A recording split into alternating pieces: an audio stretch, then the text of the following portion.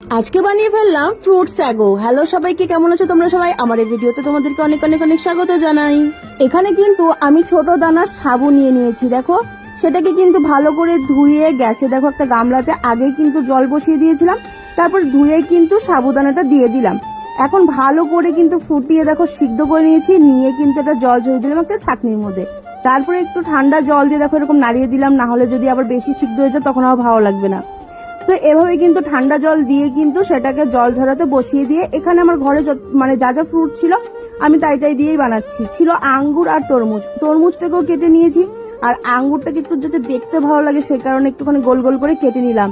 একটা বাটির মধ্যে দেখো ঢেলে নিয়ে এখন দিয়ে দিলাম আঙ্গুর, আর দিয়ে দিলাম তরমুজ কেটে রাখা, আর দিয়ে দিলাম সিদ্ধ করে রাখা সাবুদানা, স্বাদ মতো চিনি দিয়ে একটুখানি ক্রিম দিয়ে দিলাম, আর দিয়ে দিচ্ছি জাল করে রাখা ঠান্ডা ঠান্ডা দুধ।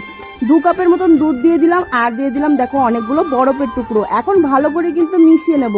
ভালো করে সমস্ত কিছু মিশে গেছে, এখন ঢেলে নিচ্ছি 2 কাপে। এই গরমে দুপুরে কিন্তু এরকম ঠান্ডা ঠান্ডা ফ্রুট স্যাগো হলে কিন্তু বেশ জমে যাবে, কি বলো?